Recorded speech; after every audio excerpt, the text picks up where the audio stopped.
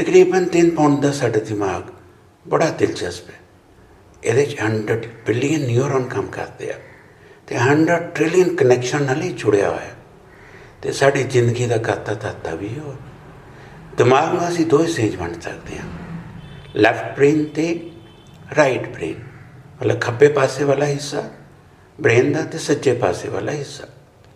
ये देखण च आया कि दो हिस्सों विचों एक हिस्सा ज़्यादा एक्टिव होंदा आम तौर पर। तकरीबन 70% लोगों में एक हिस्से वाला ब्रेन ज़्यादा एक्टिव होंदा तो दूजे पासे वाला घट।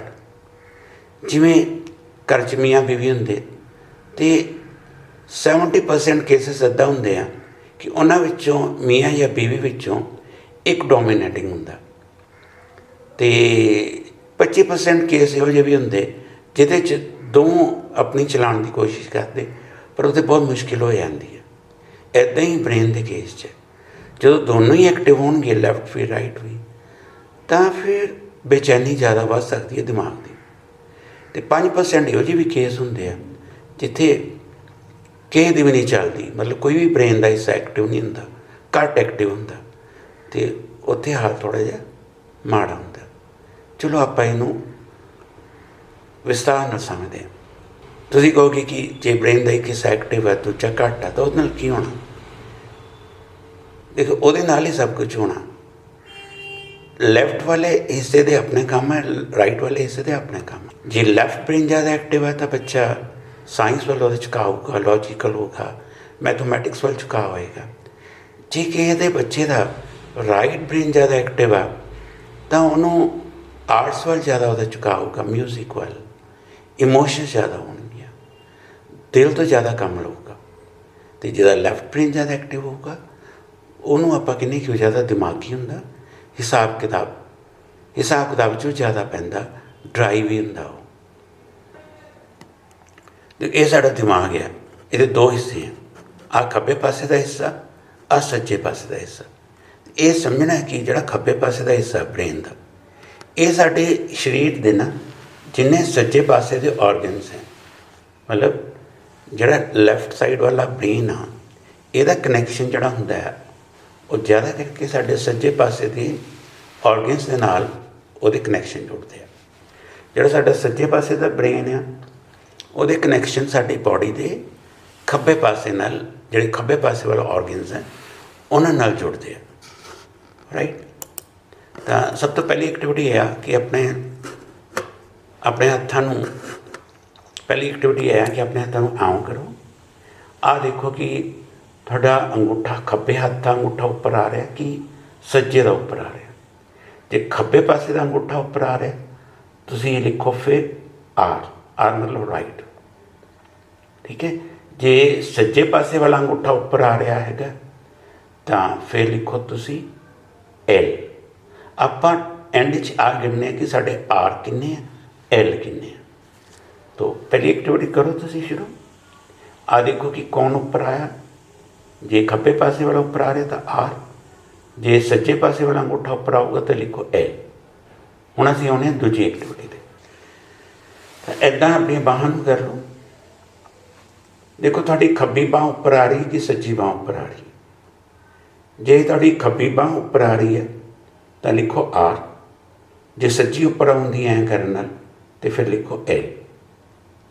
ये एक्टिविटी होगी सेकेंड, लिख लिया। चलो हुण आउने आपां तीजी एक्टिविटी ते। तुसीं ना ताड़ी वजाओ और ताड़ी वजांदे हो देखो कि तुहाडा सज्जा हत्थ उपर आउंदा कि खब्बा हत्थ उपर आउंदा, राइट। ताड़ी आपां एवें नहीं, मतलब एवं करना है, मतलब या तो ताड़ी आपां ऐ देखना या एवें देखना। तो तुसीं एकदम तुसीं एवें करन दी कोशिश करदे हो कि एवें करन दी कोशिश, जे एवें करन दी कोशिश करदे हो मतलब सज्जा हत्थ उपर आ रहा तो तुसीं लिखोगे एल। तो जे तुसीं एकदम एवें करते हो तो खब्बा हत्थ उपर आ रहा है ना, खब्बा हत्थ मतलब लैफ्ट हैंड उपर आ रहा तो तुसीं लिखोगे आर। हुण असीं आउने हां चौथी एक्टिविटी ते। तो तुसीं इस पोजीशन बैठो, इस पोजीशन एकदम बैठो और देखो तुहाडी सज्जी लत्त उपर आउंदी कि खब्बी लत्त उपर आउंदी। जे सज्जी लत्त उपर आ रही है तो लिखोगे एल, तो जे खब्बी लत्त उपर आऊगी तो लिखोगे आ। चौथी एक्टिविटी। हुण आउने पंजवीं दी। तो अपनी तुसीं एकदम एक अख नूं ना बंद करो, जिवें आपां कहने कि अख मारदे आं आपां, अख मारनी नहीं है, जस्ट टेस्ट हैगा है। जो आप तुसीं अख मारोगे या अख नूं झपकाओगे एक अख नूं, तुसीं देखोगे तुसीं खब्बी अख झपकांदे कि सज्जी झपकांदे। जे तुसीं अपनी खब्बी अख झपकाओगे तो लिखो आर, जे तुहाडी एकदम सज्जी अख झपकदी है ना, तो फिर की लिखोगे एल। टेस्ट नोट कर लो। हुण आउने आ अगले टेस्ट ते। तुसीं खड़े होकर ना घूमण की कोशिश करो, एवें जिवें गोल घूमदे आं आपां। तो ये देखोगे कि तुसीं क्लॉकवाइज घूमदे हो कि एंटी क्लॉकवाइज घूमदे हो। ठीक है, जे तुसीं क्लॉकवाइज घूमदे हो, जिवें परिक्रमा नहीं हुंदी सरोवर साहब की, गुरुद्वारा साहब जाने आपां, वो परिक्रमा जिहड़ी सरोवर साहब की करदे हैं, वो भी की हुंदा है क्लॉकवाइज हुंदी है। तो जे क्लॉकवाइज आप परिक्रमा कर रहे हैं या अपने आप को क्लॉकवाइज घुमाने हैं तो आप लिखांगे आर। जे आप एंटी क्लॉकवाइज अपने आप को घुमाने हैं, मतलब एंटी क्लॉकवाइज घूमते हैं, जिवें घड़ी दी सूइयां चलदियां, जे आप उस तो उल्ट चलते हैं ना, उदा चलते हैं, घड़ियां दी सूइयां तो उल्ट चलते हैं, उवें घूमते हैं, तो फिर आप लिखांगे एल। तो तुसीं कागज़ ले लो, कागज़ के उत्ते एक टाइम फिक्स कर लो, आधा मिनट, 1 मिनट। अद्धे मिनट विच पहलां तुसीं खब्बे हत्थ नाल सज्जे हत्थ नाल लाइनां लाओ, है ना। तुसीं लाइनां उदां ही लगानियां, सीधियां सीधियां, छोटी लाओ वड्डी लाओ, कोई इदां दी गल नहीं। पहलां सज्जे हत्थ नाल लाइनां लाओ, फिर उन्ने टाइम जिन्ना तुसीं फिक्स कीता तुसीं खब्बे हत्थ नाल लाइनां लगाओ, टाइम उन्ना ही रखना। फिर लाइनां की गिनती करो। जे तुहाडे सज्जे हत्थ नाल लाइनां की गिनती ज़्यादा आती है ना, राइट हैंड नाल लाइनां की गिनती ज़्यादा आती है, तो की लिखोगे तुसीं एल।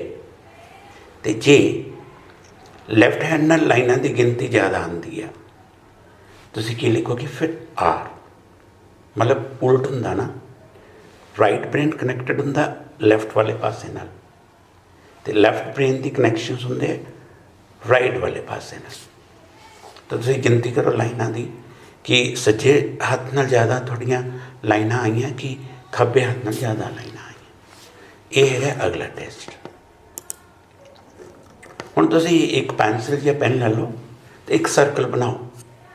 जे सर्कल तुसीं बनाते होए क्लॉकवाइज बनाते हो, तुसीं क्लॉकवाइज सर्कल है ना, तो जे क्लॉकवाइज बनता तो तुसीं लिखोगे आर। जे एंटी क्लॉकवाइज सर्कल मतलब जे तुहाडा पेन एंटी क्लॉकवाइज चलता है, तुसीं लिखोगे फिर एल। जे तुहाडा पेन या पेंसिल क्लॉकवाइज चली सर्कल बनाते हुए आर। जे एंटी क्लॉकवाइज पेन चलिया सर्कल बनाते हुए उल्ट चलिया तो फिर की लिखोगे एल।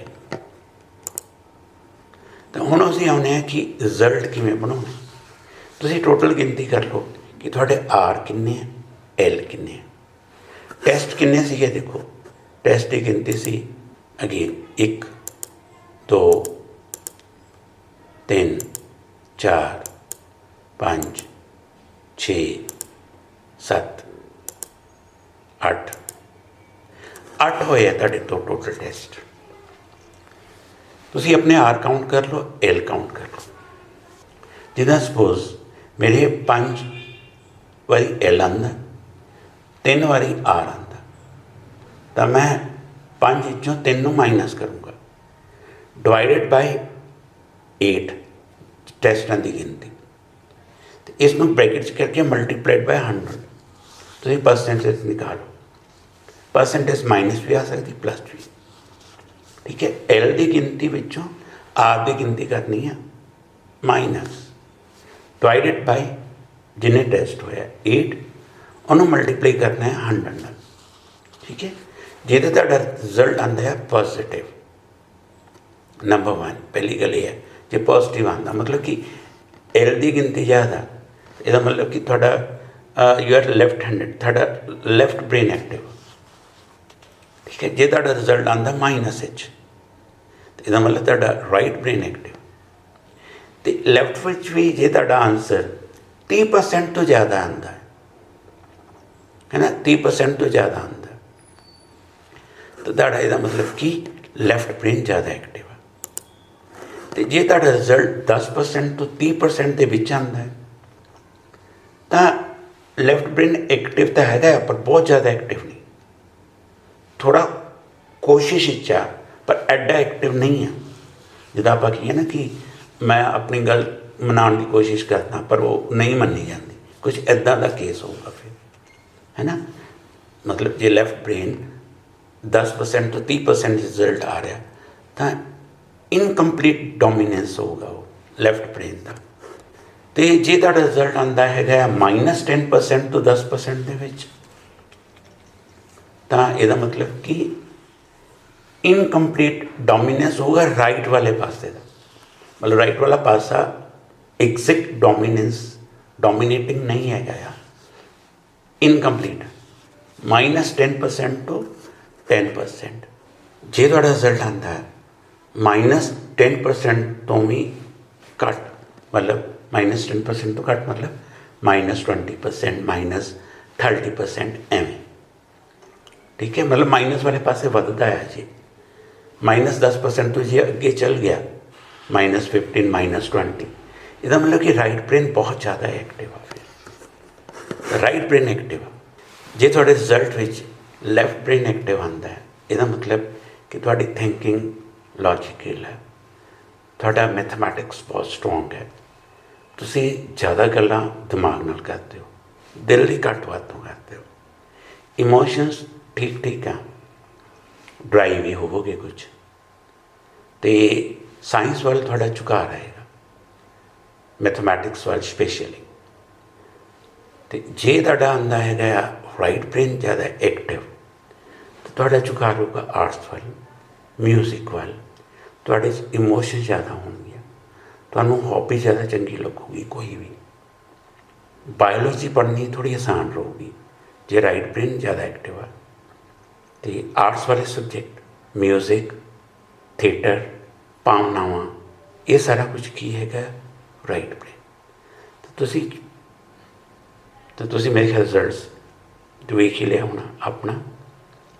ਅਤੇ ਜੇ ਤੁਹਾਨੂੰ ਅਜੇ ਵੀ ਥੋੜ੍ਹਾ ਡਾਊਟ ਲੱਗਦਾ ਹੈ, ਤੁਹਾਨੂੰ ਨਹੀਂ ਪਤਾ ਲੱਗਦਾ ਕਿ ਤੁਹਾਡਾ ਕਿਹੜਾ ਬ੍ਰੇਨ ਐਕਟਿਵ ਆ, ਥੋੜ੍ਹਾ ਜਿਹਾ ਟਾਈਮ ਕੱਢ ਕੇ ਮੇਰੇ ਕੋਲ ਆ ਜਾਓ, ਮੈਂ ਤੁਹਾਨੂੰ ਇੱਕ ਐਗਜ਼ੈਕਟ ਪਿਕਚਰ ਦੇ ਦੂੰਗਾ ਤੁਹਾਡੇ ਬੱਚੇ ਦੀ, ਤਾਂ ਕਿ ਉਹਨੂੰ ਤੁਸੀਂ ਕਿਹੜੀ ਲਾਈਨ 'ਚ ਲਿਜਾਣਾ ਤੁਸੀਂ ਉਹ ਡਿਸਾਈਡ ਕਰ ਸਕਦੇ ਹੋ ਕਿ ਉਹ ਲੈਫਟ ਬ੍ਰੇਨ ਉਹਦਾ ਐਕਟਿਵ ਆ ਕਿ ਰਾਈਟ ਬ੍ਰੇਨ ਐਕਟਿਵ ਆ। Okay, thank you.